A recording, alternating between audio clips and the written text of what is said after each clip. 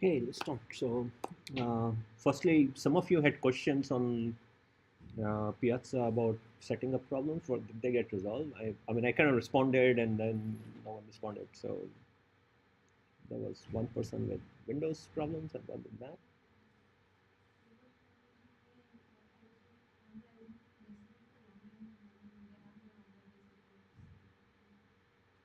No, so there's a problem with your laptop, or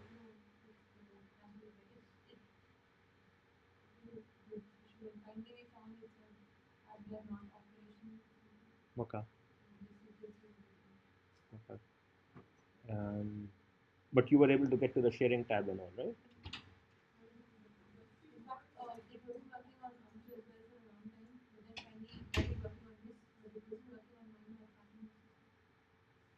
Okay.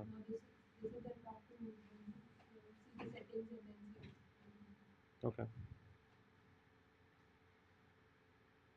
Why? Okay. If it doesn't get resolved, come and meet me with your laptop, and I'll try with my Raspberry Pi and see. Okay. Um, anyone else facing issues with Raspberry Pi? Yeah. You were the Mac person. Okay. And okay, yeah, just come over and let's sort it out. I mean, you are operating kind of couple of generation old operating systems, so I don't know what it looked like under Yosemite, but let's give it a shot. Okay.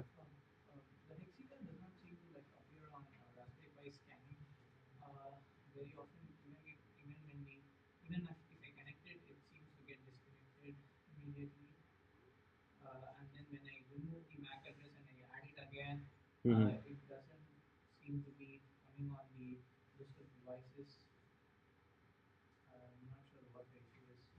Okay, can you set up a time with G? Okay, and just go and meet him and see. Yeah. Anyone else facing that issue? Anyone else tried talking with? You have works. Okay. Uh, yeah, just set up a time with G, and if it doesn't get resolved, then I'll try to help out also. It could also be something to with Hexaware. That's possible. It could also be something that you are doing incorrectly. So you are running the program that he handed out, right?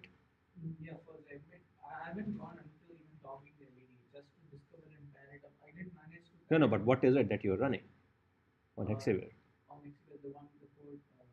The code he gave. Okay. Okay. Okay. Just set up a time with him, and maybe right after class, check that out. Okay. Any other issues on? Okay.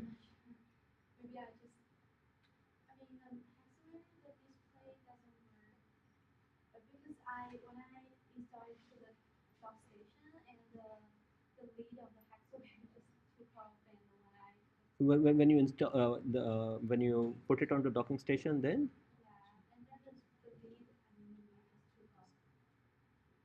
what took off? I don't get it.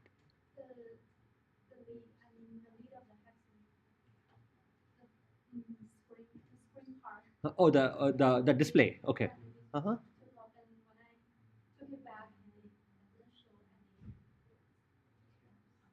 It may so one thing I've noticed is that if the battery is not charged, then it exhibits these things also. So leave it for a few 2 3 hours until the battery is charged, and then see if you get the same issue. And then I guess there were some issues also with it turns off if you plug it. Let's say if you take it off while the docking station is still on, then once it turns off, it doesn't come turn on, right? I mean that was you were facing this issue, right? I mean, the Hexaware turning. Uh-huh. Right. Okay, but did the approach that you posted that works, right? Okay, so basically the conclusion that so the symptoms were that if you remove it while it's working, after 2 3 minutes it goes off, and then the usual thing of shaking it and all doesn't bring it back on. The resolution was that before you remove it from the docking station, turn the docking station off and then remove it. Did I get it right? Yeah. Okay. Now, I don't know about specifically your problem, but the other thing that I've noticed is that if it is only partially charged, and also make sure the battery is charged.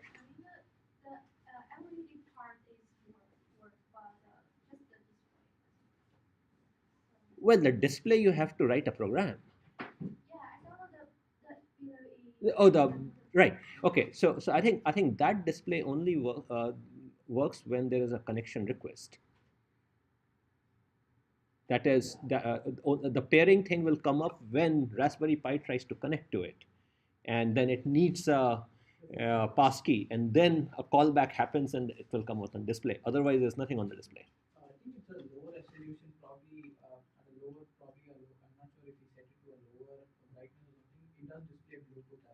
Oh, it does display. Okay. Um, you are in Nestle, Dr. G. Okay. Yeah. Um, any other? How many of you have successfully talked from Raspberry Pi to Hexaware? Just one person. Huh? Not using Python, so just using GATT tool. Okay. Okay. Okay. Well, time for homework. To force this thing. But in any case, I think it's very important because many of you kind of are relying it on the project. The other thing is, after talking to some of the those projects who need lots of data out of the Hexaware for training purposes, because you are doing some project which involves using the sensor data and then analyzing it. My suggestion would be that for training purposes, don't rely on BLE to provide the data, because you need a lot of data and the data rate won't be sustained. So for those projects which are non-variable, my suggestion would be leave the thing on the docking station and extract the data using the UART so that you have high rate. Those of you who need variable, I have a few more of, like, I think 3 or 4 more of those smaller docking stations, which are, well, they're not docking stations, but they're just carriers with batteries. You can take one from me. I think I have 3 or 4. I gave one to you, and I think I will not count that against your $25, but that will simplify your life considerably in terms of extracting the data out of the system. Um, so, yeah. It does. It does have a couple of megabits of flash. Okay. The thing is, instead of dealing with that, just extracting it out is a lot easier. Okay, so you store it in the regular storage that it provides, and then kind of stream it out. So just keep that part of the project. If you need to keep it simple, because, and then once you have the model learned or whatever your program written, then you can do it on Hexaware and extract it at a slow rate. Okay. The other thing I would to also point out is that so the program that she has handed out, it basically provides all the features of Hexaware that at least we have been able to decipher. It basically boils down to that there is a set of sensors that the BLE microcontroller knows about, and whenever you try to read an attribute after establishing a connection from Raspberry Pi, that's the value which kind of goes out. And you update that value from the main MCU to the BLE MCU depending upon your program needs. There appears to be one feature, but we'll get back to you, which allows somehow to tell when there is new data available out there. But main thing is that this kind of interaction is going to be very clumsy. While you could do it, it's going to be very clumsy if you want to do the equivalent of, I have a whole bunch of data, a file of data, let's say, and I want to get that across to Raspberry Pi. It's just the software interface is just not designed for that, and that's why I'm recommending going through the UART route when you are doing the training stuff. But when you are actually doing at the runtime, then your code runs on Hexaware, and then you can kind of use one of those other sensor channels as a way to get your data out. So you could call your data to be temperature data, for example, and then use that, or call it in any of the other attributes, and then use that route, basically.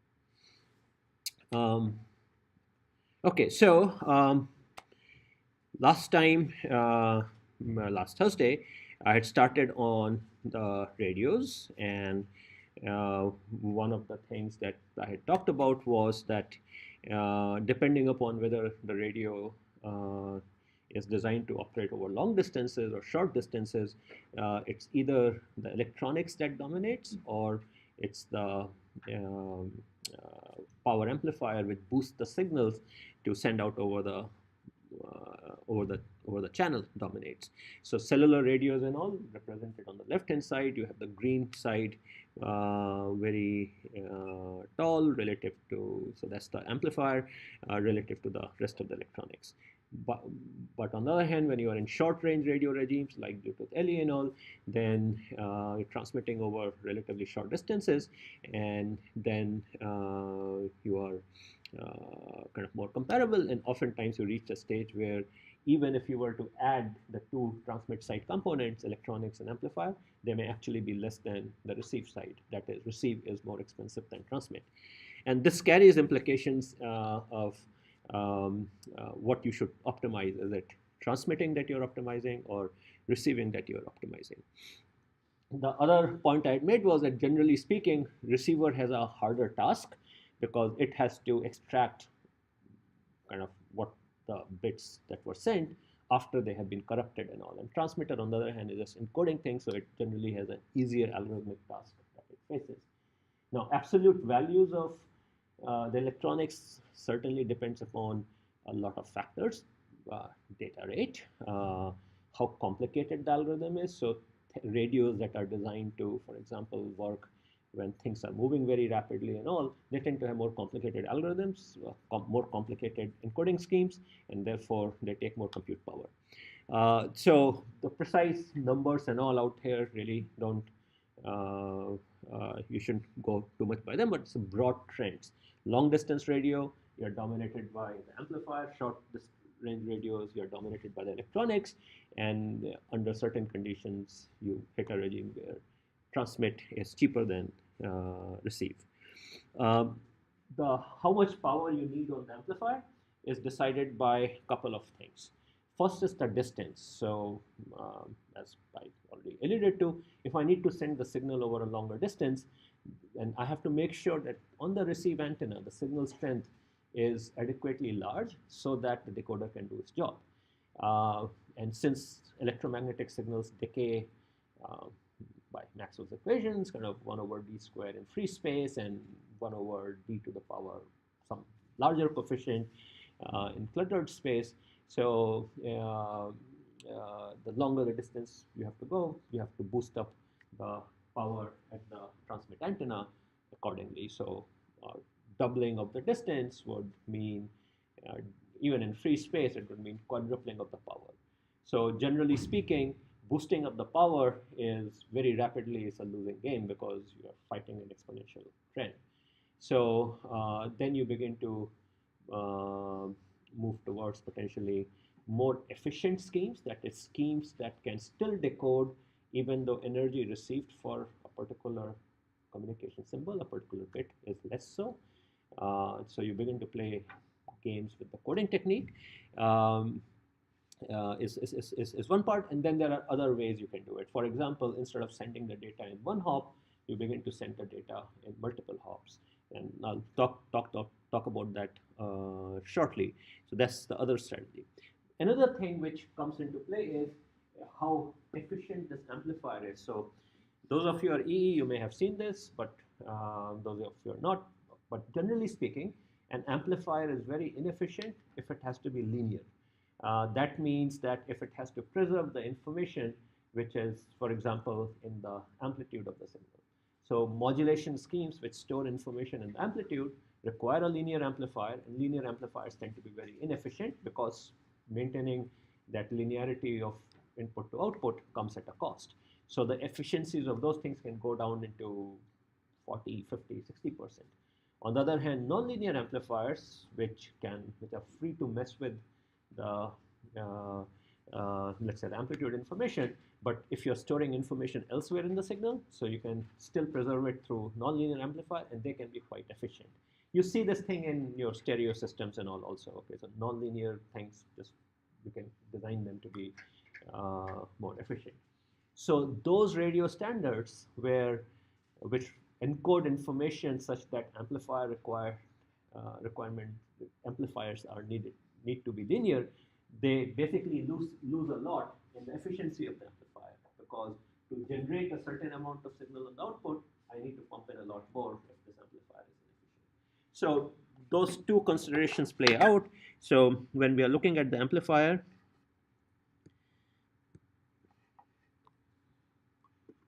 so when it comes to the amplifier,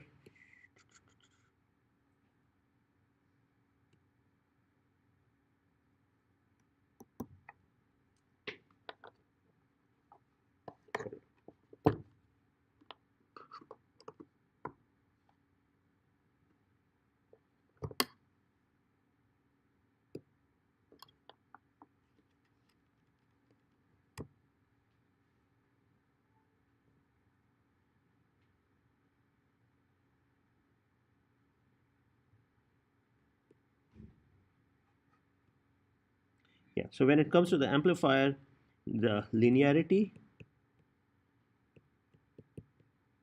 affects efficiency and distance. Those are the two main things. And sometimes radios are designed so that they just always transmit for the maximum range. So they will have a fixed power, and you just continually, whenever you need to send things out, you transmit it that, and even if the receiver is closer, it doesn't really matter. The other situation is when you transmit at a power just sufficient to reach the receiver, in which case, through some mechanism, maybe like, for example, I have some idea of the receiver's location, I'm going to change the strength of the transmitted signal depending upon where the receiver is, so that by the time the signal reaches the receiver, it is adequate. So for example, if I'm talking to someone very close, there is no point in me screaming, right? I mean, that's kind of the counterpart. So you do transmit power control in that case. So what is happening in the amplifier kind of depends upon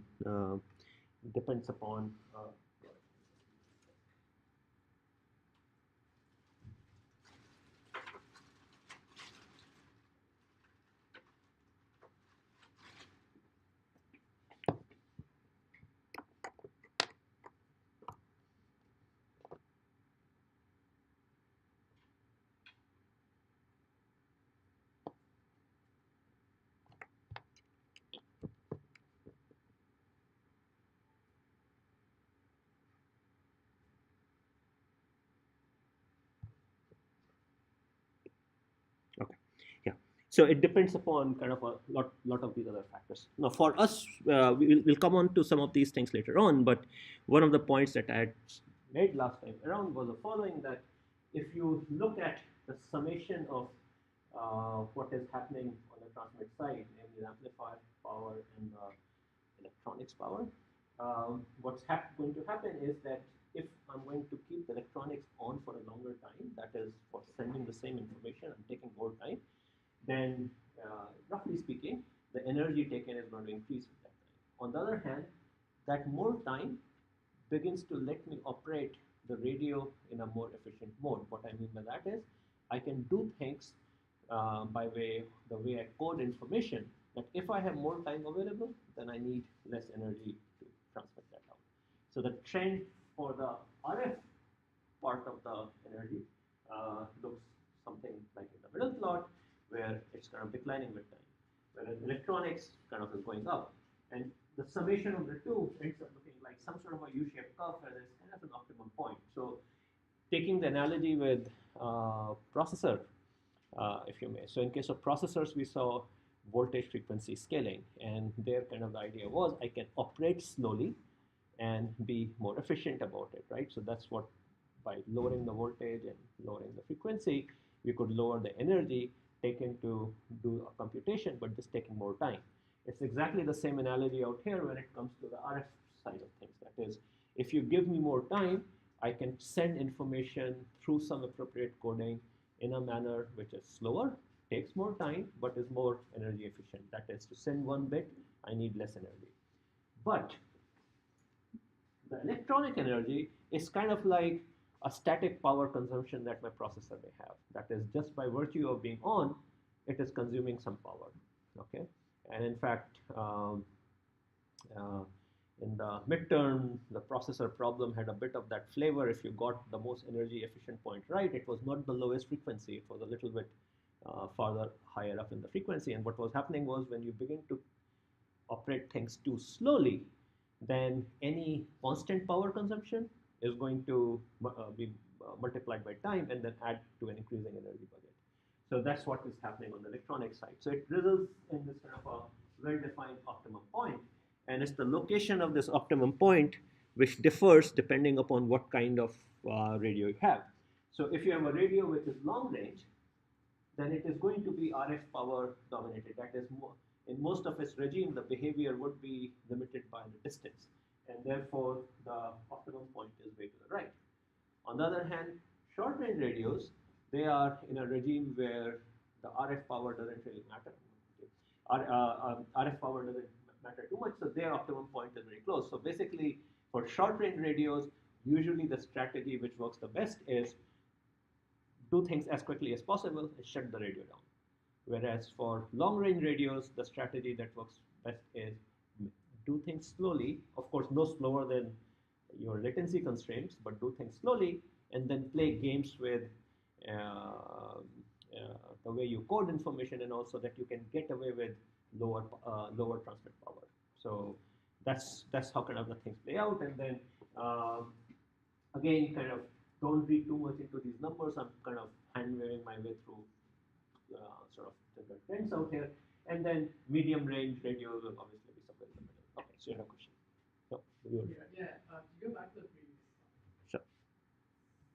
So for the EBIT, if you put the P over EBIT, is that time per bit? Yeah. Okay.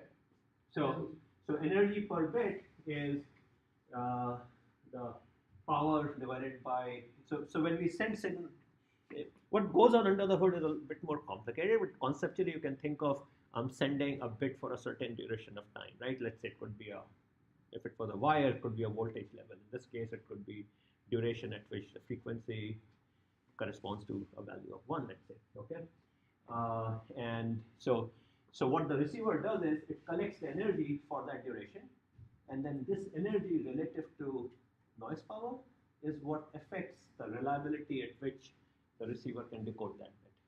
Okay, so how much energy I'm getting relative to noise power. Intuitively, kind of it makes sense, right? I mean, if noise is high and you're sending me weak signal, I'll have a hard time distinguishing the two. Now, the reason I say there's a little hand wavy is that we don't actually send bits. We send symbols, and symbols carry multiple bits. So if I'm sending k bits, then a symbol can have 2 to the power k distinct values. So it's really, if I wanted this to be right, I would say p symbol, and how many bits you send per symbol that you send out is decided by the coding scheme. So there could be binary coding scheme, in which case 1 bit is sent out. So for example, it could be 2 choices of frequencies corresponding to 0 and 1, or I could send out 2 bits per symbol, in which case I will have 4 choices of something, let's say 4 choices of amplitude, or 4 of frequency or phase, and so on and so forth. So the reality is a little bit more complicated than this, but general idea is like this. Second question to follow up with that. You've written like the Well, I haven't written the capacity theorem anywhere, but EB over N naught is what appears in Shannon's capacity thing as the crucial parameter, and that affects the rate at which you can reliably send information out, capacity of the channel. Okay, so that's kind of the main knob that you have. So, for example, I could deliberately make E bit inferior. I could do that. Now remember, this is at the receive side. So I can make this inferior in many ways. I can make it inferior by sending bits more rapidly. I can make it inferior by transmitting the signal at a lower power. So the signal going out over the air is lower power. So a variety of hooks that you have to accomplish this, but they all eventually kind of feed into the rate at which I can convey information. You want to decrease the energy of inferior by inferior, what does it mean? Reduce the energy Yeah, so by reducing the energy, the SN signal to noise ratio, that's what basically this is at the receiver, right? To be able to do it at the receiver, I can either send signals out at a lower power, right, which will reduce this component PRF, right, or I can send bits out for a shorter duration. So I try to send bits more rapidly, right? So again, energy per bit will go down because, right, because the same power, but now accumulated over a shorter time scale. But isn't the time per bit very small? So how would it scale? But Yeah, but I can always change it, right? I'm sending it at 1 megabit per second versus 2 megabit per second. In fact, if you recall last lecture, I had shown Bluetooth 5 and it had an extended rate mode. Some of you might recall that. And one of the things in extended rate mode was that the data rate was slower. Okay, and that's how they were getting more range out of it. Okay, so by sending signals slower, your ability, so one way I can do, by sending signals slower, in effect, for a receiver, I'm increasing the energy received for that bit. But if the receiver needs a certain amount of energy and I'm sending bits slower, then I can put the receiver farther away because of the distance decay that we have, right? So eventually my goal is receiver should get adequate energy per bit. Okay, and I can use distance as a knob, I can use transmit power as a knob, or I can use the data rate as a knob. All of these things kind of enter at different places in the same equation. Okay, so what this leads to is kind of like processors, radios behave kind of similarly in terms of your power management strategies you have. So one is shutdown. Shutdown basically says when you don't need it, shut the radio down. And the problems, so first thing is that this is an effective strategy when your radios are short range. Because if they are long range, then shutting down means that I'm not using the radio for a certain time when I could have. And my better strategy would have been to stretch the transmission out. Because, so if you say information needs to reach the other side in, let's say, 10 milliseconds, then, and if I'm sending long distance, then sending it quickly in 1 millisecond and shutting down 9 milliseconds is worse than taking the 10 millisecond to send the packet out, but using that slack that you have obtained to use a more efficient way of coding the data.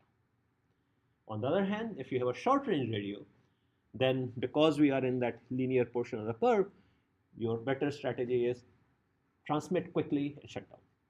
Okay, so the analogy out here would be that if I have a processor which had a some part of the processor was burning power all the time, so just keeping the power processor on is going to consume energy, then my better strategy is do it quickly and get out. So there is a constant term and I want to minimize the effect of that. On the other hand, if the processor is very energy proportional, namely that constant term is close to zero, then I am in a regime where scaling the voltage makes sense, scaling the speed, so to say, makes sense. And that is the other part of the radio, which is where you change the speed of the radio and make use of all the available time. So in essence, your goal is to operate at that optimum point. If you are to the left of it, slow the radio down. If you are to the right of it, shut it quickly. So radios offer many control knobs. Just like processors had voltage and frequency, radios have modulation, which basically refers to how many bits you're sending in a given symbol. Error coding. So what I can do is I can add some additional bits to a data packets, which can correct for errors. So in effect, I'm sending more bits, but I'm making my packet more resilient. And that can also help. So there are a variety of ways you can achieve this thing, that how much coding, how many extra error check bits am I adding, or error correction bits. So for example, I don't know, have any of you ever tried to purchase memory DRAMs for your computer? You buy DIMMs, and oftentimes you see they come in 9 bits. The ninth bit is used for error correction and detection on the storage. So if you are running a computer where you have more critical jobs and all, then instead of using 32-bit thing, you use 36-bit, and then you have 4 bits of error correction capability, so that certain amount of errors that occur in the memory can be corrected. Why do errors happen in memory? Anyone?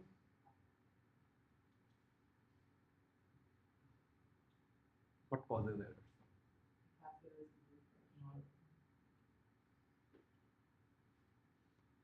Not achieving the right trade-off between refreshing and So actually, the one of the big cause. Firstly, there can be manufacturing defects. Okay, so that's certainly one, but those are persistent errors. You are better off discarding in those cases. But there are also errors happen because of cosmic rays, alpha particles coming from out in the universe, and they hit the charge on the capacitor and flip it over. Okay, so that's the cause of errors in case of memory, and that's why for server class machines and all, you would see these what are called as SECDEC, uh, SECDEC,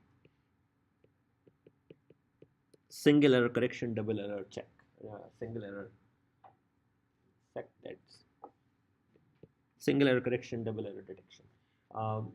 Anyway, back to the so these error correcting bits essentially at more overhead increase the resilience. So the same game in radios, when you're sending a packet or data, you can add some additional bits, and then while your effective rate, you're sending more data bits because you also have more bits because you also have to send the error check bits in the same time, but you're increasing the resilience, so you may come out ahead in that game. So there are a variety of ways you can provide the equivalent of voltage and frequency scaling in case of radios. And so the strategy in this case is run just at the right speed to make use of all the time that you have. And after that, if there is time left over, obviously you're going to shut down. So again, short range radios shut down, long range radios like your cell phone and all, they do all this kind of scaling, okay, to make to operate power efficiently. So that's what it boils down to, that if this is the optimum point of the radio, that bottom of the U thing, if you are on the left of it, then you are on the downward side, and therefore you are better off stretching out your transmissions by some means, coding, modulation, stuff like that, so that you make use of all the time. If on the other hand you are to the right of it, then you are in the regime where electronics is dominating, and therefore you're better off transmitting at these stars up to a point and then shutting down the remaining time. So as you can see, therefore, the power management strategies with cell phones and satellite radios and those kind of things are very different than what you will encounter in sort of Zigbee and Z-Wave and ANT and Bluetooth LE and these kind of things. Okay, the latter rely more on shutdown, and the former rely more on Wi-Fi somewhere in the middle. So you kind of see what kind of things. What I've shown out here is some of the standards which are out there. The slide is a few years old, so the numbers are not necessarily representative of the best current hardware you can find, but general trends kind of hold true. So what I have is GSM, kind of proxy for cellular, A2.11G, which is the higher rate version of A2.11, and 2.4 gig band. A2.15.4, that's the so-called Zigbee, which you find in your smart lights and smart meters and all. A2.15.4 with a 0 dBm, which means the same standard operating at a lower range, and then Bluetooth, and then BLE. I don't have the data out here. What you see out here is obviously there's an implication of the range, but one number which I like to think often in terms of is nanojoules per bit. So if you look at to send one bit across, how many nanojoules are they taking? And you see on the cellular side, it is 10,000. Wi-Fi is order of 50, and these things are in hundreds of thousands. And this is where you kind of start running into something similar to what we saw in the processor. That is purely in terms of energy per unit work. The higher rate standards win out, right? Just like the more powerful processor, the 32-bit processor won out. In this case, you see the sweet spot is actually A2.11, with 50 nanojoules per bit. That's because it's short range enough let's say 100 meters, and yet it is very high rate, hundreds of megabit per second, or when this one is what, 54 megabit per second, or something like that. Okay. When you go for very puny radios, they're very simple. So, but to do bulk transmission, they begin to kind of keep back up thousands of bits, thousands of nanobits per bit. And then when you're looking at cellular, since they're transmitting over such long distances, that the transmit power just swamps everything out. So here you see extremely high nanobits per bit. Now let me ask you the following question. So this is giving me some picture of how costly is it to communicate, right? And we see that for short range, numbers are, let's say for sake of argument, 500 to 1000 nanojoules per bit. Okay. How much power, how much energy does it take to compute an instruction on a typical MCU? Ballpark numbers.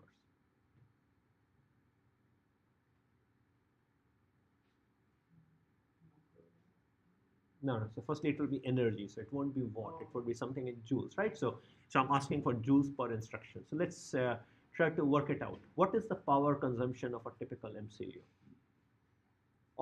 Rough order. Let's say 50 milliwatt.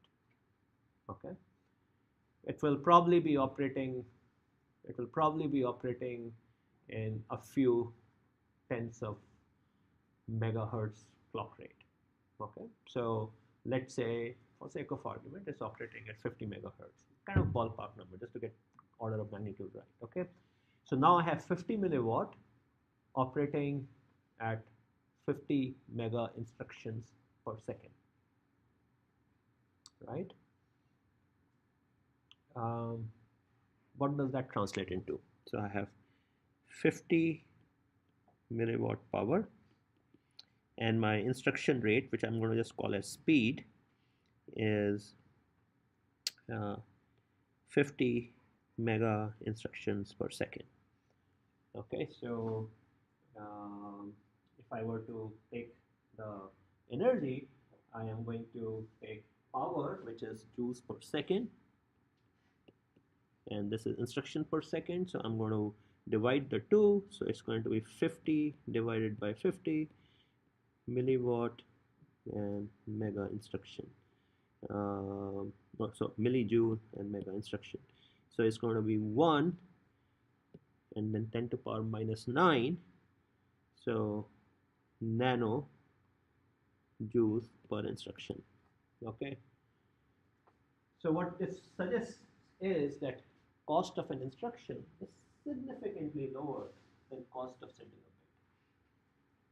a bit, right? And this is not even at the low end, right? Even if I'm looking at Bluetooth, we are at 300 times costlier to send a bit than to execute an instruction. And this is not even taking into account all sort of overhead that occurs in communication, right? Your packet headers and stuff like that. So what this says is communication is much, much more expensive than computing. If I were to take the measure as energy for an instruction and energy for a bit. Put it another way, if I have this kind of radio and the kind of MCUs we are using, we are looking at that if I can save sending a bit by doing a few hundred instructions, I'm better off, right? So if I can do something to my data, compress it, process it, whatnot, if I have 300 instructions to save one bit, lopsided in your favor. Our Hexaware, the processor is 120 megahertz. The power consumption is roughly in that range. So actually, the numbers are even better. Okay. So this is kind of a interesting driver for the way you think about these systems. That one of the surest way of making them more energy efficient is to change the balance of computing and communication, right? Finding that right balance is very important because the two are extremely different. Energy for one instruction is much lower than energy to send a bit even across the room, let alone if we are in cellular regime and all, they are kind of several order of magnitude different. Uh, Now, all of this will change if communication were to be free. And there is a type of radio where communication can be free or close to being free. And the idea in that case is that yeah, so a lot of the power used by radios comes from the need to send out a signal, right? What if the energy to send out the signal were to come not from the radio itself, but someone outside? So an example I will give is the following. There's a very old, one of the first communication method known to mankind is the so-called approach where you have a mirror and you take the sunlight and you flip the mirror and direct the beam towards the receiver or not. In that case, the energy needed to send the signal is coming from the sun. The only energy I'm providing is rotating the mirror, which rotating the mirror is changing its reflectivity, which in radio context would mean changing the reflectivity of the antenna. So if I send radio waves to you and you have an antenna, by changing the parameters of the antenna, which is pretty low cost, you can have that radio wave bounce and then reflect or be absorbed. Now, obviously, normally you would like it to be so that it's absorbed so that you get the energy, but I can also reflect it back. So RFID tags, anyone ever? I mean, I'm sure it's in your passports, for example, right? The way they work is you any device, anything with a RFID tag, there's no battery, right? Your passport doesn't have any battery. You put it next to a reader, and then the reader supplies the energy, and then the radio inside the RFID tag kind of modulates that signal. So the reader sends a radio wave, it energizes the tag, and then a tag does something to the signal so that the bounce back signal now has information. For example, the information which was stored in the passport. So in those cases, I can have communication to be zero cost because the energy is being provided by someone else. So that is called passive radios. So the main thing then that comes out is the following, that so active radios, they generate their own carrier.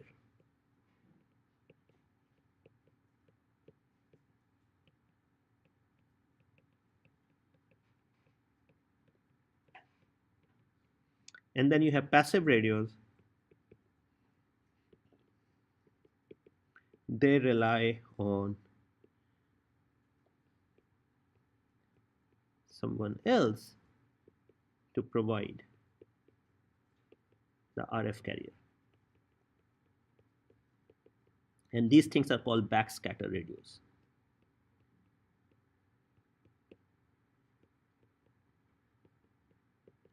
So example, RFID. So generally speaking, RFID type radios will either have no battery or some very minimal battery. Whereas things which are active radios, like, okay, they will, since they have to emit a lot of energy, they will have a more higher power requirement. So either their lifetime will be short or they'll have bigger battery. These things, as we saw, tend to be greater than order of 100 nanojoule per bit. Okay, in fact, a few hundred, even for Bluetooth. Whereas passive radios tend to be order of 0 joules per bit because they are not supplying the energy. Okay, they tend to be very simple and very minimal things. So we see them in credit cards and these kind of things. The NFC radio in your phones are like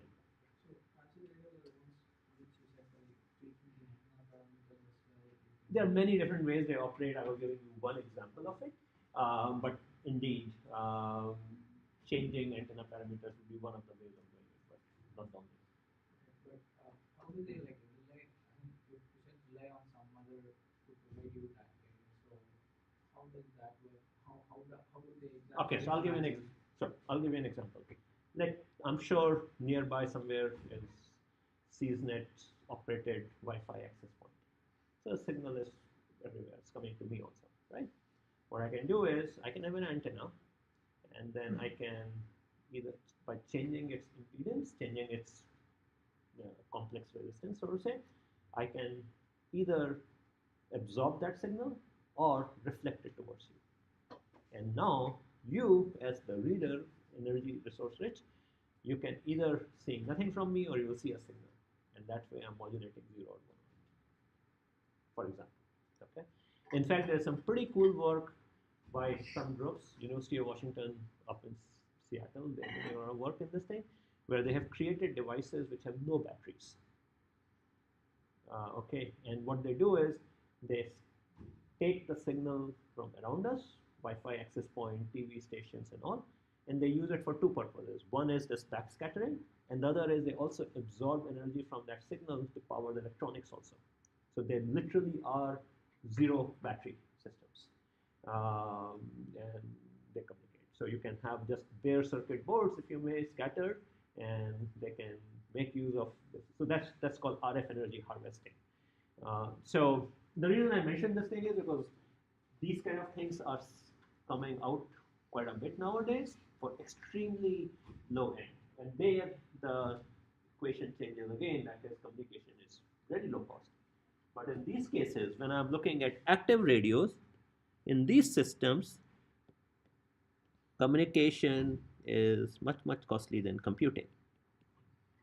So for active radio type systems, your strategy would be to minimize sending the amount of data you are sending. Uh, your goal would be to reach kind of a point where processing the bit or sending the bit, the marginal cost is the same, right? You want to reach that equilibrium. On the other hand, for passive radios, since communication is free, then to the first order, your strategy should be send everything. Don't process, because any processing you do locally is going to consume energy, and so you'll be worse off with that. So groups that are working on passive radios are kind of taking a different kind of a stance on this balance of computing and communication. But for our kind of devices, smartwatches, Hexawares, Raspberry Pis and all, we are in that zone of active radios, and there your strategy, part of how you think of your system is what computing should I do locally versus what computing should I do on the other side. And you want to strike a good balance based upon analysis of how much data it is. Usually when you process the data, your hope is that you are throwing away unnecessary information and making the thing more compact. So there's obviously compression, as in you can compress the data and image into JPEG or similar thing with sound and all, but there is also summarization and condensation. So like for example, if it's an image, I can send the image to you, or I can locally run a algorithm and say the image has a face, and then just send to you saying there's a human being there or something like that, right? I mean, the latter would require a lot of processing, but is going to reduce the communication quite a bit. And striking that balance is usually a big part of how you go around approaching the design of these systems. Okay, so the next point I wanted to bring out was that how to think of the radio energy consumption. So very crudely, we have this model now that we have a sender. I don't know what happened. There's a sender and there's a receiver. So if I think in terms of what's the cost of sending a bit out. So very crudely speaking, I can think of all the stuff that I've described thus far, amplifiers, electronics and all, we can distill it down into that there is a static cost, and then there is a cost which is distance dependent. The amplifier is going to be the distance dependent component, because if I'm transmitting a bit over a long distance, then the amplifier will consume power which would be proportional to d to the power n, because I need to get the signal out, but rest of my processing would be unchanged. So a very good model for how much energy do I need to spend. So this E bit out here is energy spent by Tx. Okay, the energy spent by the transmitter is going to have a constant component plus some other coefficient beta times d to the power n. Very rough order hand wavy model, but it works reasonably well. Now, if I have a radio which always transmits at a fixed power for its maximum range, let's say, then instead of D, you will have a D max out here. Okay, but on the other hand, many radios kind of change the transmit power level so that they just send at the right power, in which case this is what you will have. You see out here on the right for some radios what these numbers are. What I would highlight out here is the bottom two things are a couple of older Wi-Fi standards. And what you would see is that they actually are very efficient. So like the alpha term, if you look at out here, uh, 15 nanojoules or so, okay, much better than some of the lower speed radios. And this is simply because the Wi-Fi radios are high speed enough that their overhead is getting amortized quite a bit as a result. So the sweet spot when it comes to purely looking in terms of energy taken per bit lies somewhere in the Wi-Fi regime there. If you look at BTLE, Bluetooth LE, while it is actively sending the data, it's actually quite horrible because the data rates are pretty low. The way it saves is that it optimizes by shutting down a lot. Wi-Fi is not designed for shutting down a lot, but radios like BLE are. This is same argument I made earlier with processors, namely big processors are very efficient at processing, but they are lousy at sleeping and coming back up. Likewise with radios, bigger radios, things like Wi-Fi, tend to be very efficient when it comes to doing bulk communication, but they are pretty lousy in going to sleep and waking them up because it takes a lot of time for them to synchronize and just a lot of delays and overheads are pretty high. So same thing kind of plays out here. Now, looking at this, we see that energy is proportional to d to the power n. So now let's think about the following. So let's say I need to send some data across the room. And let's say this term dominates, data d to the power n, distance 1. Okay. So what would happen if instead of sending directly, I set to a node at the midway point, d over 2, and that midway point node retransmits the data sent to the ultimate destination. So now I'm making two transmissions, each over a distance of d over 2, right? Which means that the energy term, the beta term out there, will be each hop would be 2 to the power n less costly, right? Because d to the over 2 to the power n, so it's 2 to the power n. And I have two hops, so I have to multiply back by 2. So my gain is 2 to the power n minus 1, right? So the intuition I'm trying to drive towards is that if you are dominated by this distance dependent term, then you can play the game of instead of a single hop, send data in multiple hops. And that has these implications out here, right? So this is what's showing. I was sending one hop versus I sent over a bunch of hops of length d over h, where h is the number of hops. So my overall term here, alpha 1 is what we were calling alpha. This is our old alpha, and this is our old beta. Okay, but main point I want to make is that multi-hop can help us reduce the energy to a certain degree, because once I do too many multi-hops, then the constant term will begin to dominate, and now I am worse off doing that game. So for long distance transmissions, multi-hop wins out. In fact, by doing a little bit of a calculus game out here, you can identify a distance, which basically a characteristics distance, which basically says that the optimum is to have a hop length of something like this, dcab, which is alpha or beta, or alpha 1 or alpha 2 in terms of this. So you kind of do the optimization. If I'm farther away, if the distance from the receiver is more than this, then I'm better doing some multi-hopping. If I'm closer to the receiver than this distance, then I should send single hop. Now, this is again a hand wavy analysis because having intermediate router is If you didn't need one, then you are paying extra cost of a hardware and all. But in many systems, you naturally have them. Think of a home network where your switch has to send a command to some light bulb.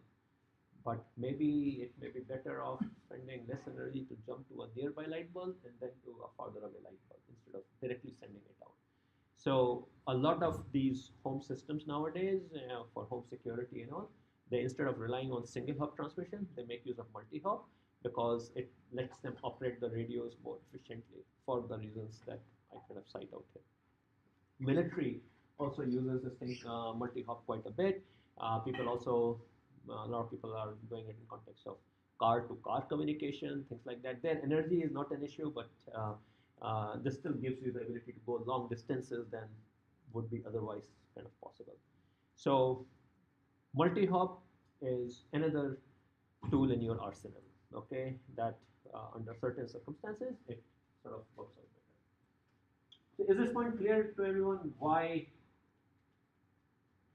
dividing by the number by by going over multiple hops is better because that power is coming out in our favor. If I divide it into certain number of hops, then each hop is more than proportionately cheaper.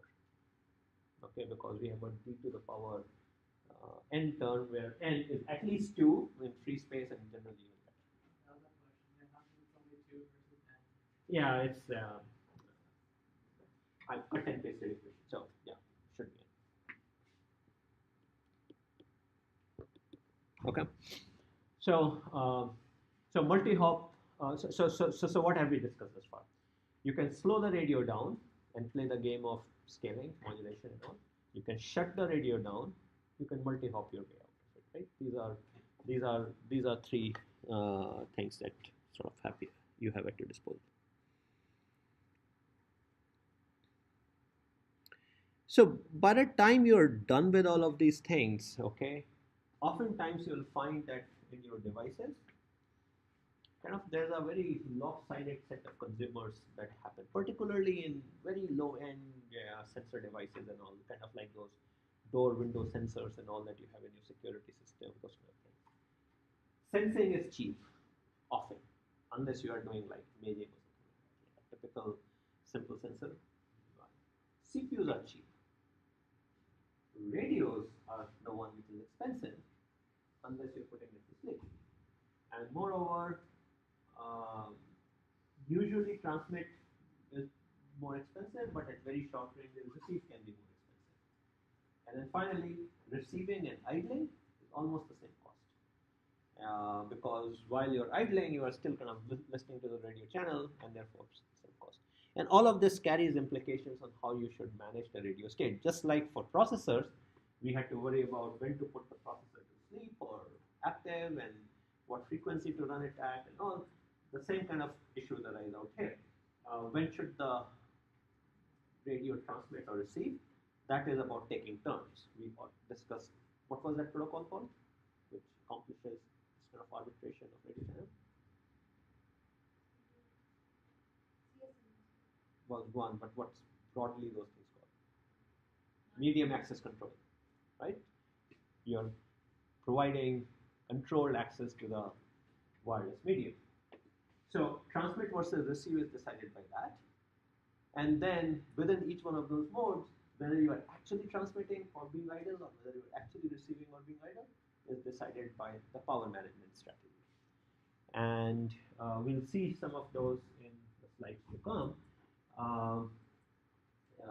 And then you have obviously a sleep mode. So idle and sleep is what you can do. There's a fair bit of variation in the transmit power because radios which are long distance, the transmit will be huge. Radios which are short distance, the transmit can be much less. So just something to keep in mind. And again, this thing about sensors being very low power and CPU being very low power is kind of true for the low end stuff, but on the other hand, if I have a camera and I'm doing some fancy object recognition on it, then the camera is an expensive sensor, the CPU is an expensive sensor. So this picture doesn't apply to, let's say, a smart camera or something like that. On the other hand, this picture is very applicable to kind of something which is trying to detect opening, closing of a door or things like that. Okay, so it depends what's going on, but oftentimes you end up being in this regime.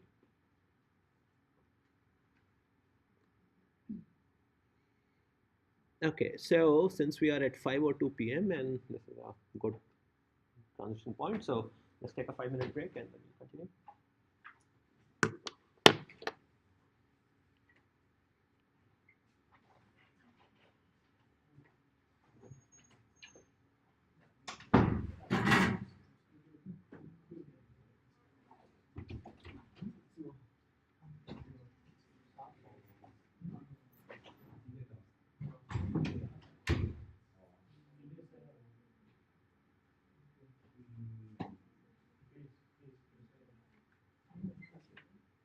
About the energy per bit equation, right? Sorry? The energy per bit equation, how does it make sense for it to be power divided by time?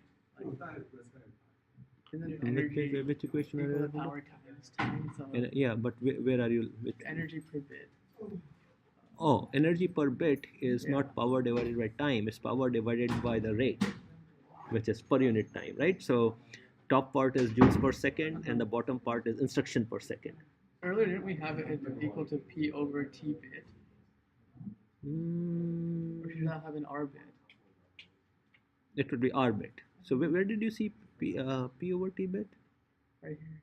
Oh, okay. So I was like wondering, like, that's, Yeah. that I messed up. I messed up out okay. here. Yeah. It's P times T bit. Thanks.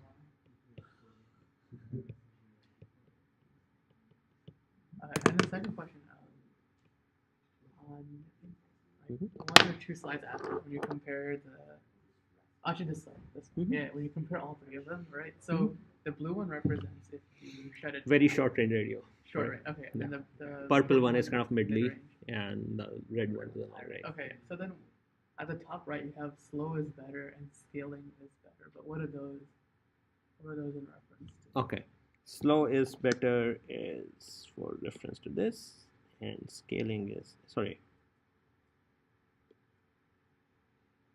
Yeah, this is both. Shit. This is. Oh man, this.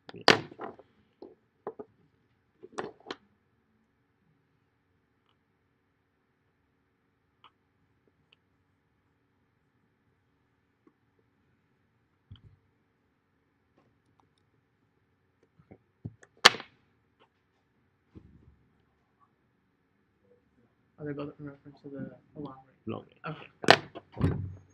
Okay, so that's So for short range, shutting down because you are basically just in that very pretty much small always to the right of Yeah. that optimal point. Yeah. And then one more question. This one actually asked all last Thursday, but the next slide. So, on this one, Mhm. right? How come it's not in shutdown? Or why is there? No, okay, never mind. Oh, it was about the acronym actually. SFCDED. What is the full form of that acronym? At the Oh, very bottom. SecDed. Single error correction. This was for memory, right? Yeah.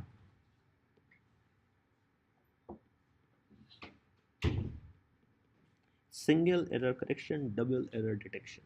Okay. Okay, so it can detect 2 bits of error and correct 1 bit of error.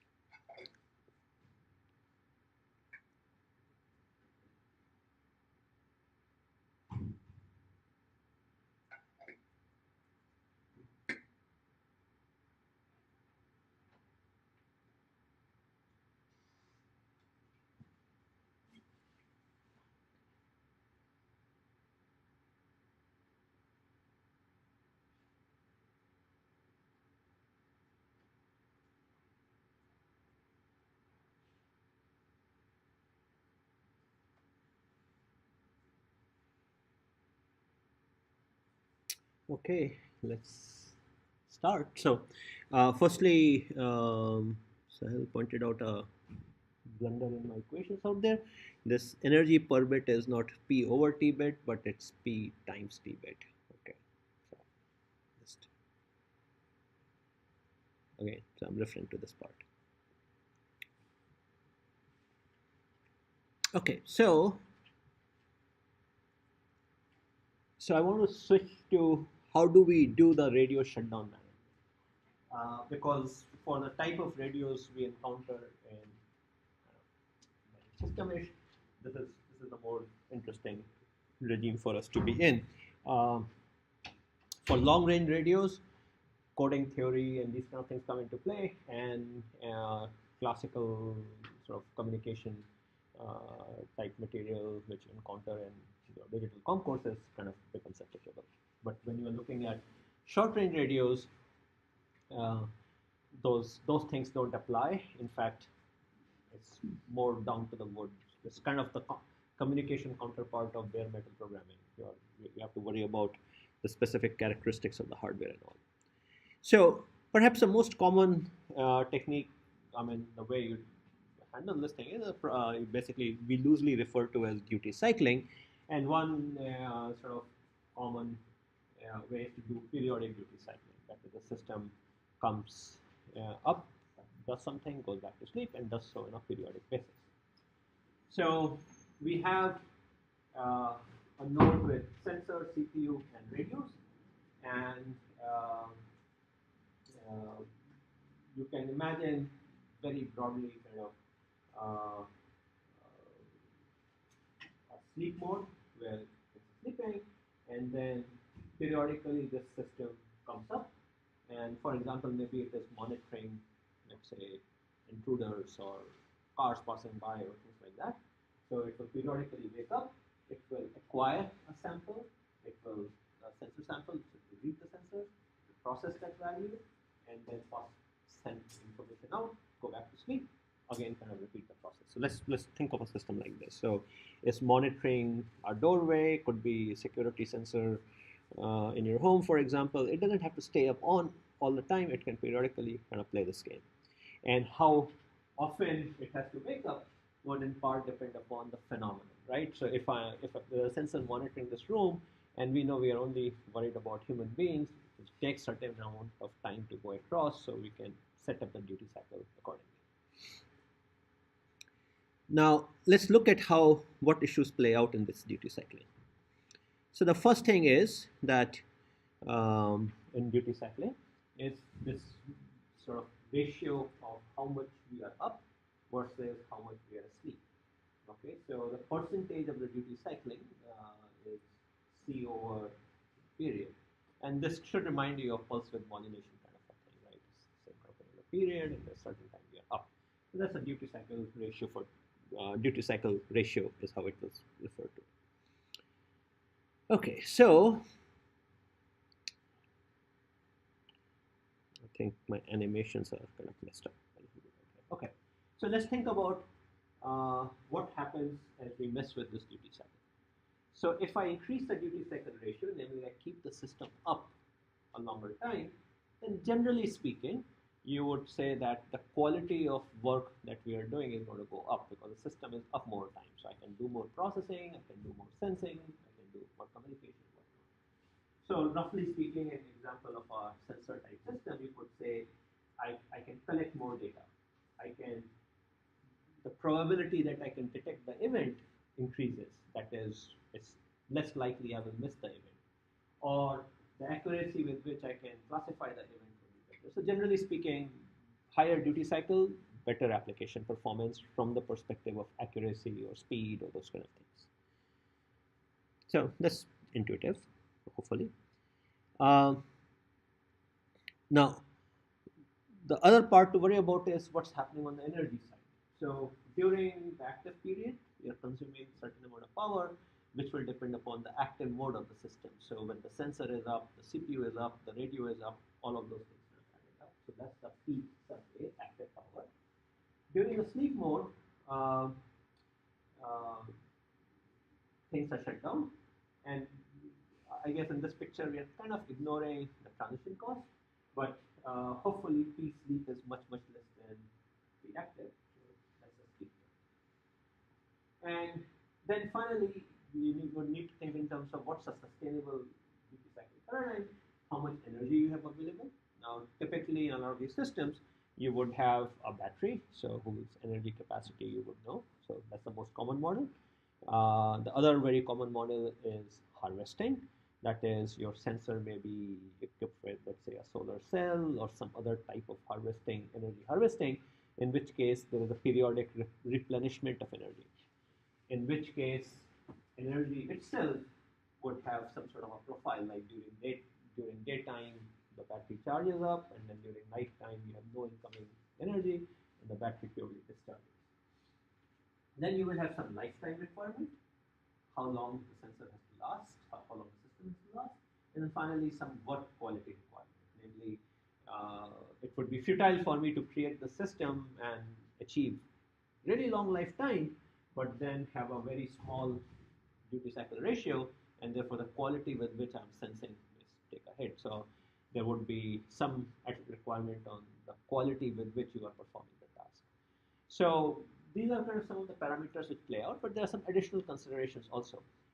Going up and down costs time and energy also. So this is something that we saw previously as well as in the midterm, which is there are transition time costs associated with going from sleep to active.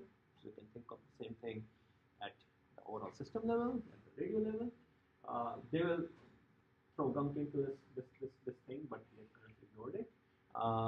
So by the time you add all of this thing up, you can certainly imagine that for a given setting of the system, you can kind of talk about for a given C and P, let's say what lifetime you might be able to get, or vice versa. What is the duty cycle you can sustain? So one can, depending upon sort of a particular application, one can do these kind of analysis.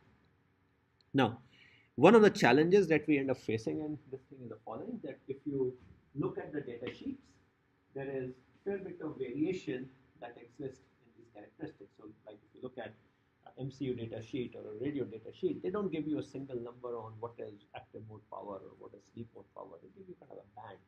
And in fact, that variation can be quite significant. Particularly, sleep mode power, if you look at the data sheets, can vary quite significantly with things like temperature and stuff like that. That's the nature of electronics. So the duty cycle that you can sustain depends quite a bit on the specifics of your environment. So for example, a sensor node which is deployed in a nice air-conditioned room versus a sensor device which is deployed out in the open with extremes of temperature, they're going to behave very differently because power is affected very dramatically by the ambient temperature conditions. So those kind of considerations sort of again affect one's analysis. So one of the things which is often done is you adapt the duty cycle. So for example, a device which gets to see a lot of sunlight and has a solar panel may behave differently than a device which is in shade more often. And again, you want the duty cycle to be configured appropriately. Either that, or you have to make a bigger panel or something like that, right? So that would be the consideration there. Now, this duty cycling idea can be applied at any level. It can be applied to CPU, it can be applied to sensors, it can be applied to memory, it can be applied to radios, and all sort of other subsystems as well. In fact, generally speaking, this concept of duty cycling is either so its close cousin is shutting down when not needed. We see it in a lot of places. Our air conditioners do it. Our car engines do it. Newer cars nowadays, when you stop at the stoplight, particularly the European cars, they shut down the engine, and then the moment you touch the pedal, they kind of revive, right? So sort of putting things to sleep just generally is a strategy. Now, radios present kind of an interesting challenge.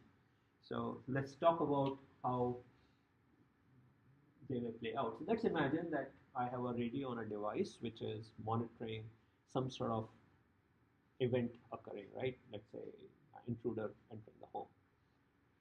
So what's happening? So this device periodically is waking up and sensing, right? It looks for, so for example, those motion sensors that you see and all, they periodically kind of wake up, check, go back to sleep, check, go back to sleep. That's what they're doing.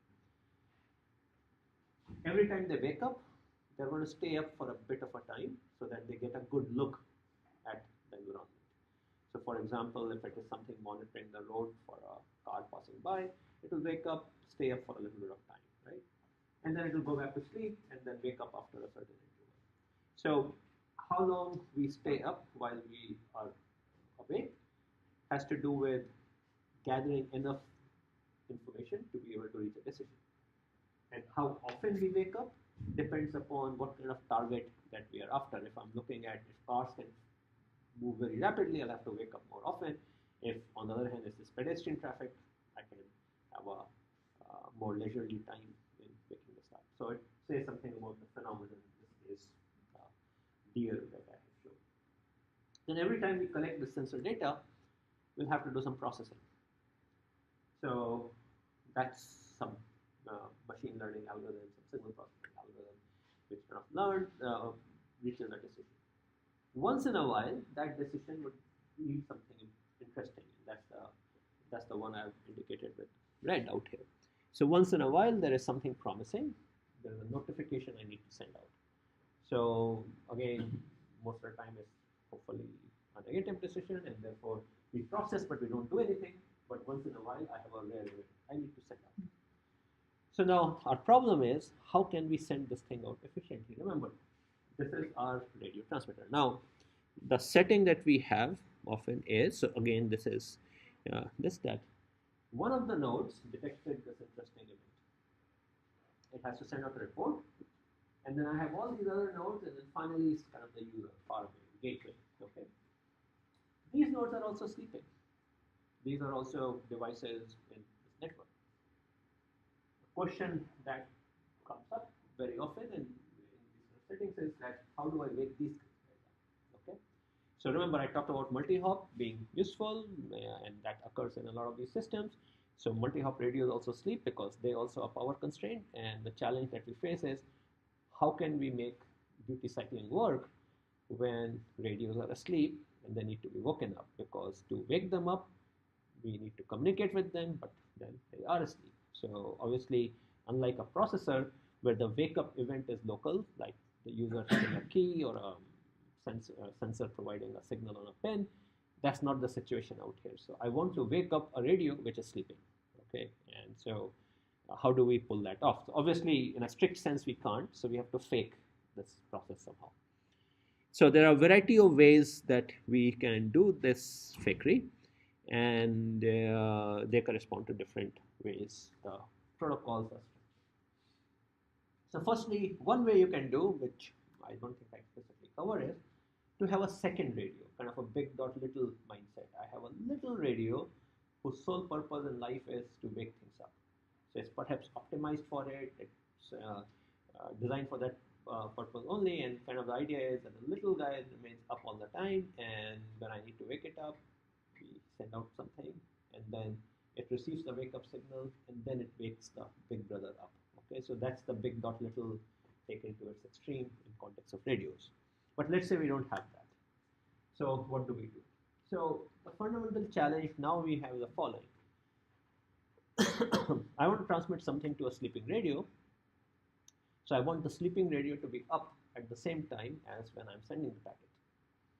So fundamentally the problem is one of us not being synchronized, right? We don't know when I'm going to send the packet, and therefore the receiver doesn't know when it should be up.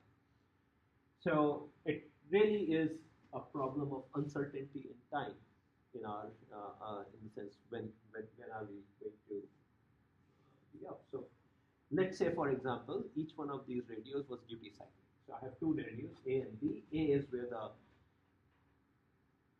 rare event will occur and it will transmit.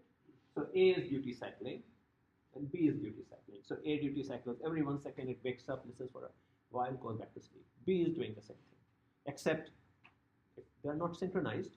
So A is waking up at according to some sequence, B is waking up to some sequence, and now A faces this rare event. It send it, and but the receiver is not up at the time. So, uh, so there are a couple of ways you can approach this problem. One is we say, let's remove the uncertainty in time. Let's keep everything synchronous. So everyone is going to duty cycle together, kind of like fireflies shining in synchrony. Or alternatively, we do it through some sort of a protocol. So let's talk about that. So the first approach is this asynchronous polling. So the concept out here is the following. Let's say I call you at your home. The phone rings. It's not that if you don't answer within the first ring, I hang up. I will usually let the phone ring for a bit under the premise that it takes you some time to reach the phone because you're not always sitting next to the phone. The counterpart out here is that it's not that the radio is always, receiver is always waking up. It wakes up once in a while. So when I'm going to send a packet, I have to wait for when it is going to next wake up. And the way we make that magic happen is the following. So the receiver is duty cycling, is waking up once in a while to listen and receive, and then goes back to sleep. And A, at a certain point, has a packet to send. So what it does is, when it sends the packet, last time I had talked about that how packets are preceded by some sequence of bits whose purpose is to kind of synchronize with the receiver. The receiver can set a frequency so that it can then sample bits properly. So what I do is, I'll set a long preamble. In fact, I will set a preamble which is so long as to be longer than the period at which receiver is duty cycling. So if I know that the receiver duty cycles every 1 second, then I'm going to make the preamble to be longer than 1 second. The idea is that if my preamble is longer than 1 second, then the receiver is guaranteed to wake up once during that preamble, and therefore is guaranteed to see that I'm transmitting something. So that's what's happening out here, that the purple portion corresponds to a long preamble. Somewhere in the middle of it, B will wake up, and B will see that there is a signal coming in. So B will also stay up, and then eventually I will transmit the payload and B will receive it. So what's happening out here is I'm sending a, again, long preamble. It's kind of a ringtone. I'm letting it run, and I'm going to let the phone ring long enough so that I know B wakes up during that time. And the moment B wakes up, it picks up the phone that starts listening in our analogy, except we have no way of, it has no way of telling me that it has picked up the phone. So I will continue, send the full preamble, and then I'm going to send the payload. So what happened out here? In this case, I made the transmission longer than normally would be. Normally I will send a short preamble and then the payload. But now I'm having to send a long preamble just so that B can wake up during that time. Okay.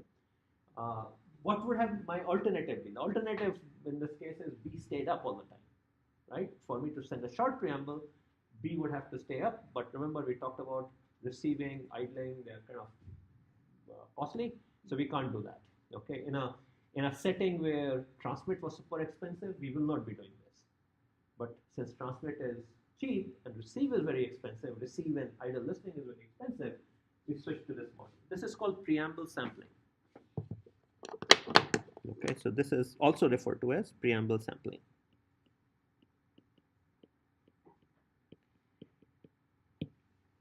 So yeah, go ahead. So is this after like a handshake or a connection? No, no, you don't need that.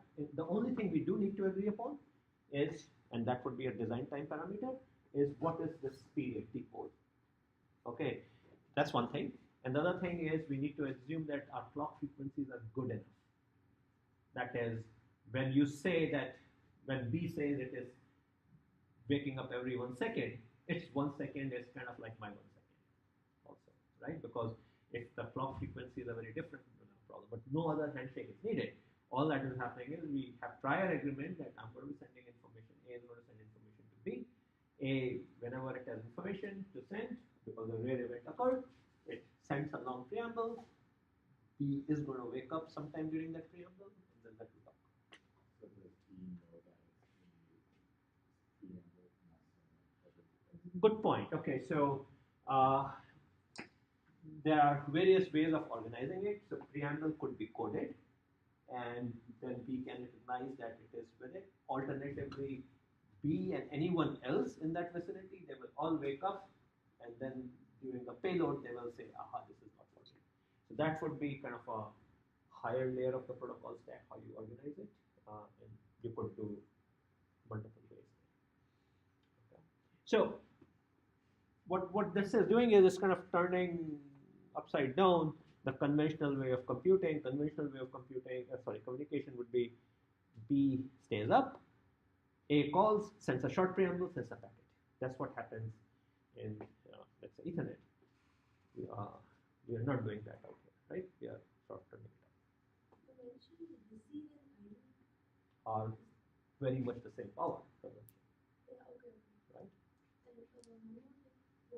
And by the way, just to make sure, this is the period out here in between is not idle, that's sleep.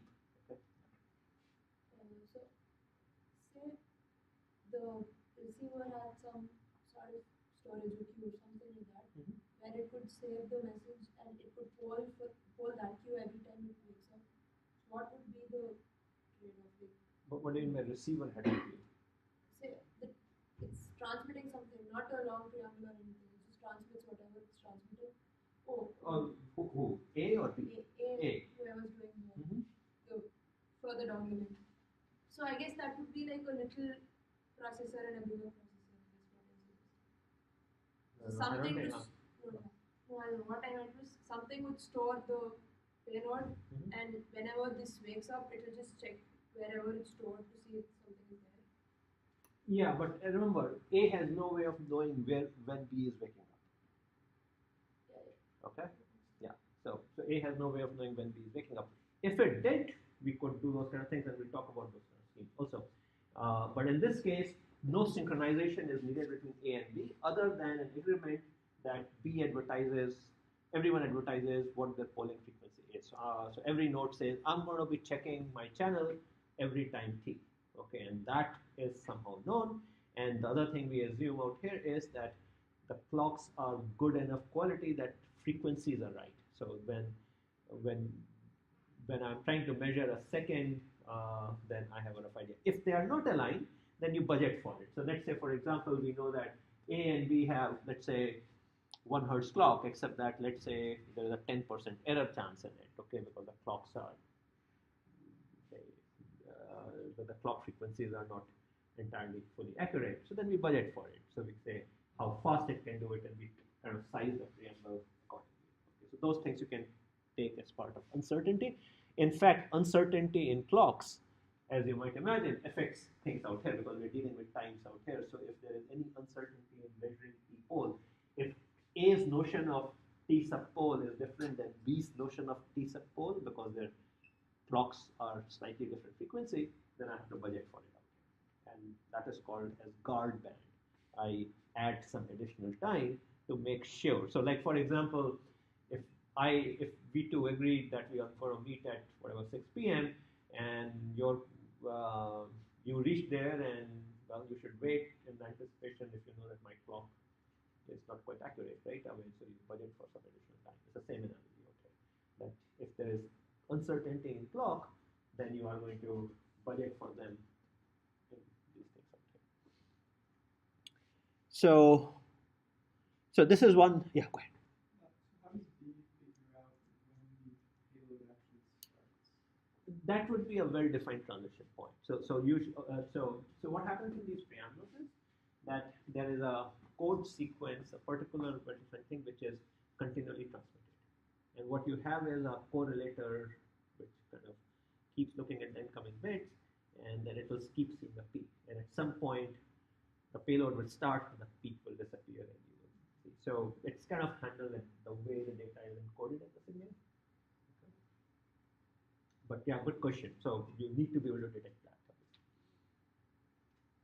Any other questions on this? Okay, so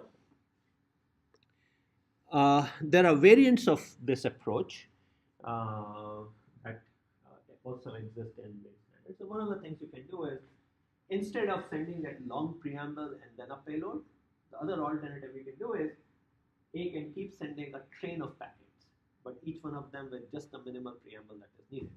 So what A will do is it will send the packet and keep sending the same packet again and again and again. Okay, but this time around, it's the minimal preamble. And kind of the idea is that the receiver B is going to wake up. In general, it will wake up in the middle of a packet, so it will see gibberish, and then at some point the next complete preamble will show up, and then B will synchronize with it and then receive the packet. So in this is kind of serving the same purpose, except instead of, again, a long ringtone and then a single message, I'm sending a sequence of messages with the idea that one of them will be received by you. So that's a variant. So synchronization is the only way to differentiate between the payload and preamble? Yeah, well, so the preamble is specially coded, and then the receiver can basically just do it. So the demodulation occurs in the receiver, or The correlation happens at the receiver. So the receiver is basically, it's kind of like a pattern matcher. Okay, so it's sliding along the thing, and then as long as it keeps seeing the pattern match, it will have a high signal. With these this duty cycle times, we well define, and everyone knows about that. Correct. Don't these break down? It will be part of a standard. Okay. Yeah. So somehow it is known, either part of the standard fixed or is advertised so that you know. Yet another variant out here is the following: that in between, after one packet in the train and the next one, usually there's a tiny gap. And the idea is during that gap, B can acknowledge that, hey, I have received the packet. So like what happens here is, imagine if B got among the early packets, there's no point in kind of going through the whole train. Okay, so in that case, B can say, hey, I received it during that act, and then A can stop sending the packet. the number of trains are predetermined, or do we No, keep so it's sending? the length of the train is determined by the polling interval. There was a short interval in between when it's sending, that value should be lesser than its wake up and going back to sleep time. In the case that it doesn't reset in that interval. True. I mean that should be small, much smaller than T4. Actually, I see what you're saying. That should be smaller than this small t sub. Okay. Second approach is synchronously scheduled. So in this case, what we try to do is we try to operate the whole network in a synchronous manner. Everyone is going to wake up simultaneously, going to go down simultaneously.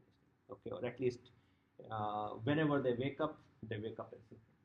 So the idea in this case is that there is periodically some exchange of information to synchronize clocks, and we are going to keep doing it every so often, and then in between we are going to agree to wake up simultaneously. So kind of the idea is that we will say we'll both wake up 10 seconds from now, and again 10 seconds from now, again 10 seconds from now, and then once in a while when we both wake up, we also make use of that thing to synchronize the clocks, because our watches are drifting, okay, because the clocks are imperfect. So what's happening is that once in a while during these purple slots, one of the parties, so usually one of the party would be kind of like the leader, okay, and he will say, time is this, and then other ones are going to kind of just set the watch accordingly. Other times it's simply wake up, go down, okay, and then the idea is that now since we are synchronized, some of those wake up events is when we are going to be able to send the packet, and so in this case, A will buffer the packet and then send it out at the next communication epoch, so to say, right? I mean, next time when we hit this thing, that's when we have to send this thing. Okay, so your question. Why do we still need the T-pole Why? Because they are synchronized, but we still need to have an agreement on when we are going to wake up, right? So we are saying we're going to wake up every second. Or it could not be included like in the since given that it's periodic. So say I'm starting at the 0th second, then after 10 seconds it's going to be periodic. So can't we cut that out to save more energy? Which one are you talking about? The second. This one? Yeah. Well, the idea is the following: that I will wake up because B may have something to send to me, and right. I mean, so basically we are saying we are waking up every second boundary because someone may have something to send to me, right? And then everyone knows that we should only transmit at that 1 second boundary. Okay. So and then to make sure that our wake up events keep aligned at every purple thing, we kind of reset up watches. Okay, so that is a backup mechanism for the like not backup like a checking mechanism for the periodic so as to it serves two purposes. One is bidirectional communication either way or to synchronize your clocks so that the periodicity is Okay. maintained. So the gray boxes are indicating times at which we know everyone is listening. So that's the good time for us to send stuff out. Because any time else that when I send stuff out, the purple boxes do everything that the gray boxes do, and additionally, they help synchronize the clocks. So typically, like I've shown, if you see the kind of protocols that exist out there, every some 10, 15 seconds, the synchronization happens. So kind of the idea is every 10, 15 seconds, we kind of recalibrate our clocks, so to say.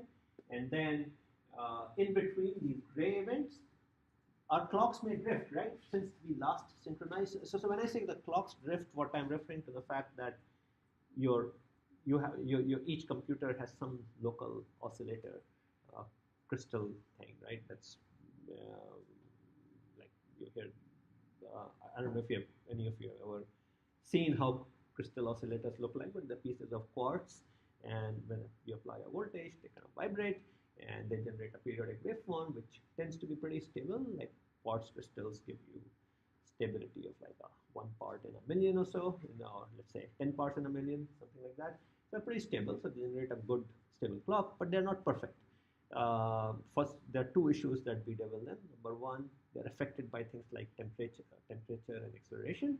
And the other thing is there are manufacturing variations. So you take two crystals which both claim to be, let's say, 1 megahertz, they'll be slightly different.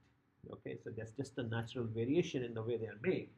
So it's certainly possible that while we may set our clocks together at this time and we both agree 10 seconds from now we are going to talk again, but I measure 10 seconds by my clock and you measure 10 seconds by your clock, and then we can wake up maybe a millisecond apart.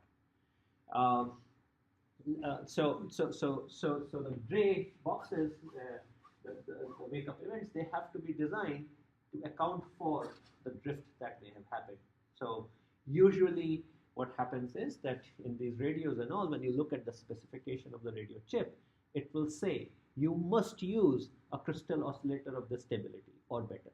Okay, because if you don't, then the relevant standards that you will not meet the drift constraints and all. So in these kind of communications, it's extremely important that temporal characteristics of your devices are well behaved. Much kind of depends upon that, including kind of this whole wake-up strategy of ours. So that's what I've shown out here. There's kind of like a guard band, which is to budget for this uncertainty in time that one has to take into account. So this is the second category of things where we keep things synchronized and send times only and not schedule epochs. Which strategy, synchronous scheduled or asynchronous, do you think? What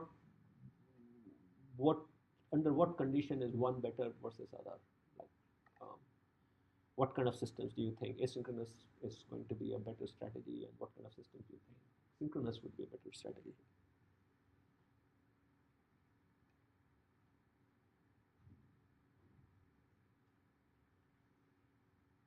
Your thoughts?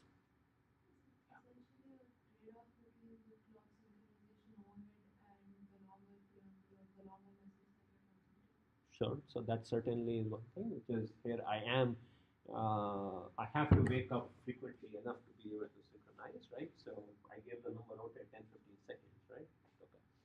So, so my time synchrony has to affect things because if I increase this time, if I resync every let's say an hour, then I have to make a longer guard band, right? So that's the balance that you are going to try to strike. More frequent, a priori proactive maintenance of synchronization leads to smaller guard band, but if you do it too frequently, then you are burning power waking up. Okay. Uh, so, so now, so that's an issue. What's the challenge with the what about the delays out here, right? I mean, so if you look at the packet delay, my packet is going to get buffered out here, right? So it's going to take a delay, some stochastic delay, but I say in general, the expected value would be half of this polling interval. There's a delay out here also, right? Which is when even though I start sending the packet as soon as the event occurred, but the receiver may not be able to receive it, right? So delay story is perhaps evened out. On these strategies, I don't have to pay that proactive overhead of transmitting something to synchronize the clock, so I'm kind of saving some energy there.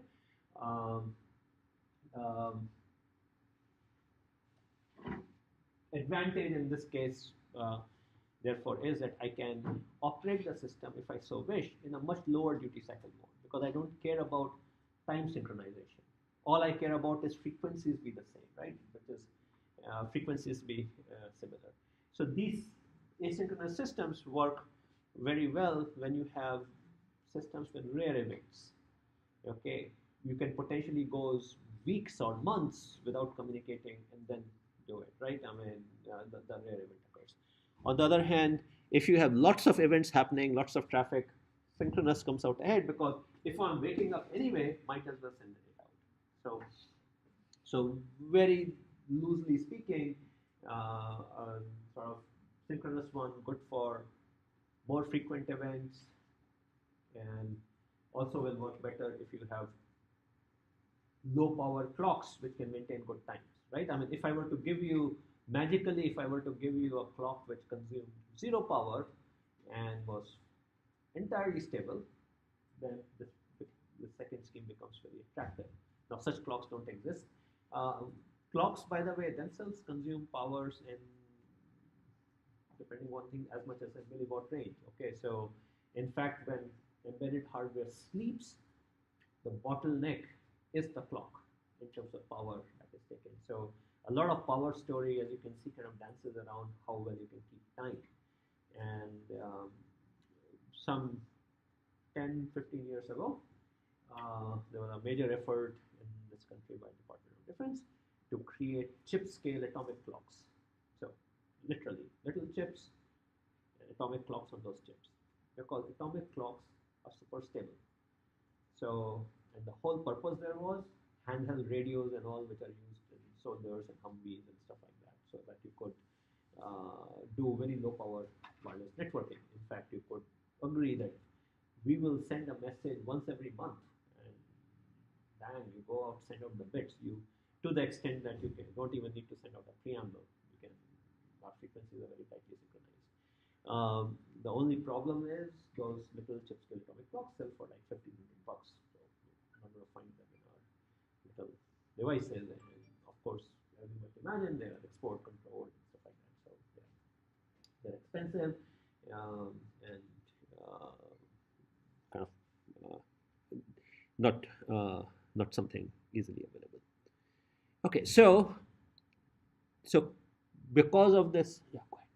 Would the number of sensors also matter in synchronous versus asynchronous? Yeah, that would also matter, absolutely. Because one of the advantages of this scheme is you can layer a scheduling scheme on top of it, and so then you can separate things out. One of the challenge in the asynchronous scheme is that if multiple sensors see that same event, they'll all try to transmit, and you have to figure out a way of separating those traffic out. And also in very dense environment, also this works well. Okay, so guard band plays, as you might imagine, an important role because of this clock skew, namely the time disagreement over time. Receiver cannot exactly predict when the packet will arrive, so those gray zones are not somewhat misaligned, so you have to budget for some additional time. So, so guard band kind of ends up playing a role to the extent that one of the bottlenecks on how low a duty cycle can be is the performance of the clock. So you give me a better clock and we can lower the power by more aggressively duty cycling is because the guard band that you put becomes comes in the way.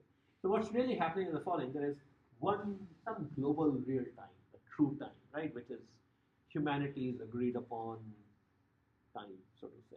Okay, and then if you look at any given clock, your ideal clock should proceed with a slope of 1, but any given clock will have some deviation from it, and it is that mismatch which leads to uncertainty and therefore results in a guard band and therefore results in an overhead. And the other thing is, the worse these things are, the more frequently in these schemes, the more frequently you'll have to engage in message exchange.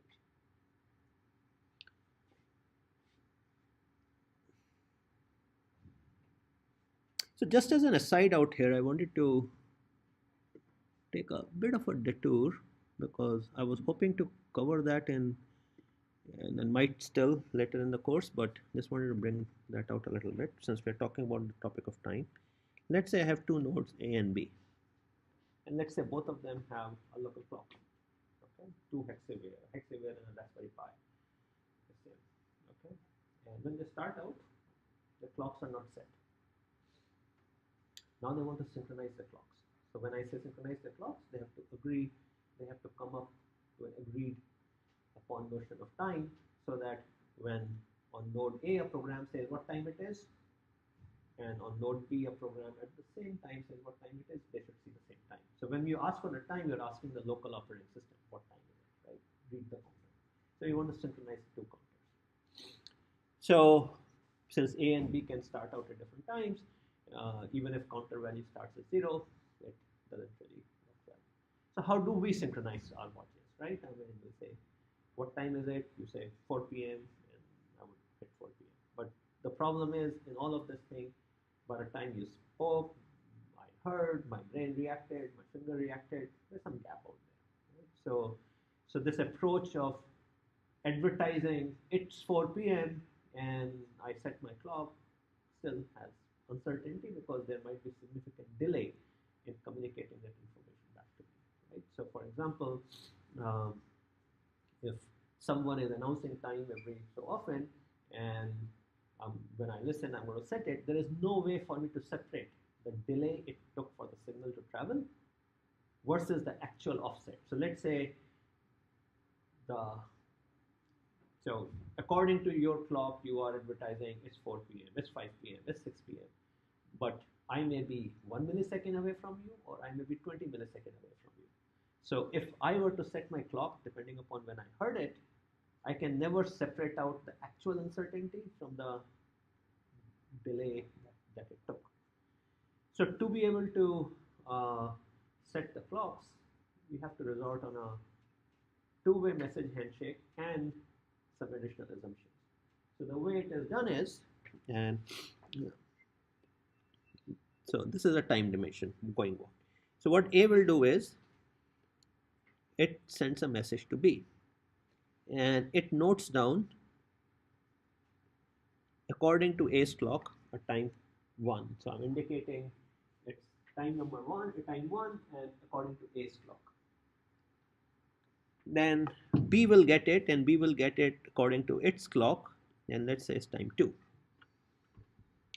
Then after some delay, B will bounce that thing, and let's say it sends it at some time TB3, and in this thing it will carry TB2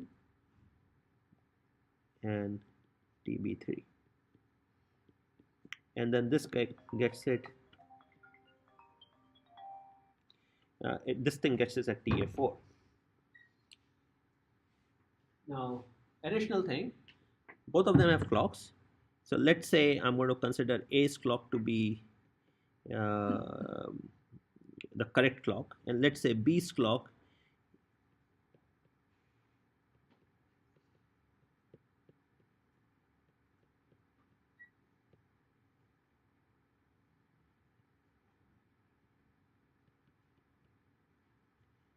they have an offset of delta AB. That is, uh, B's clock, the time on B's clock is the time on A's clock plus delta AB, which will be positive or negative. So what that means is that when this gets at TB2, the time according to A's clock would be TA2. TA2 will be TB2 minus delta AB. Okay, and let's assume in this whole thing delta AB is stable. That while we are doing this message exchange, delta AB is not changing, which is reasonably true. If these things are taking milliseconds of time, you can, to the first order, say our clocks are not drifting further apart. There's another factor which is missing out here is how much time it took for the packet to travel from A to B. Okay, so let's call this thing delay, DA. DA to B, and going in the reverse direction, DBA. Okay, so that's the delay. That's how much time the packet takes over the air to kind of reach me, because we are speed of light and there's some distance apart. Now the problem is this may not simply be speed of light. It may also be while we took different paths through the network. It could be that we are moving apart, all those kind of things. So that's why, generally speaking, you will have DAB and DBA, two separate numbers. Now, each message exchange like this. So if you look at TB2, what is TB2? TB2 is TA1 plus DAB plus delta AB, right? So I can say TB2 is TA1 plus DAB plus delta AB. And what is TA4? TA4 is DB3 plus DBA minus delta AB. So I can kind of form these two equations. Now the problem with this thing is I have three unknowns, DAB, DBA, and delta AB, and I have two equations. So I can't solve it. So what can I do? Yeah. Just to clarify, delta AB is the difference between The two clocks. Yeah, the time of the two clocks. Like if I were to look at the two clocks together, that is the difference. another handshake. The problem is another handshake will give me one more unknown and one more equation. Oh. Right? So we have to break this Tyson code. So the usual assumption made is DAB is equal to DBA. So we assume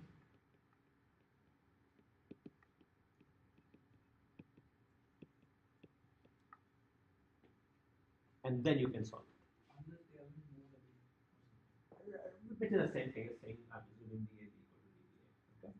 In fact, any uncertainty, any error in this assumption is going to directly translate into an error in our synchronization. In fact, probably the people who care the most about time synchronization, or among the people who care the most about time synchronization in the planet, are people at CERN, which is the particle accelerator. They have this accelerator in Geneva, which is roughly 20 miles in diameter, and they try to correlate atomic events all across the accelerator, and they usually go to picosecond type stuff. So they have developed a lot of time synchronization technologies, and to the extent that when they have a wire running between two computer nodes, they worry about that how different strands in that cable, like if you look at Ethernet cable, it has 8 wires running, that the length of one wire versus another wire in the same cable is slightly different, and that translates into DAB versus DBA difference. So they calibrate the hell out of it to achieve those kind of time synchronization. So, so uncertainty here kind of matters a lot. Other point I want to make is that if going back to something I was saying earlier, finding this network delay, how much time it takes from me to you, like which is of interest to people who work in computer networks, how much delay is it taking and all.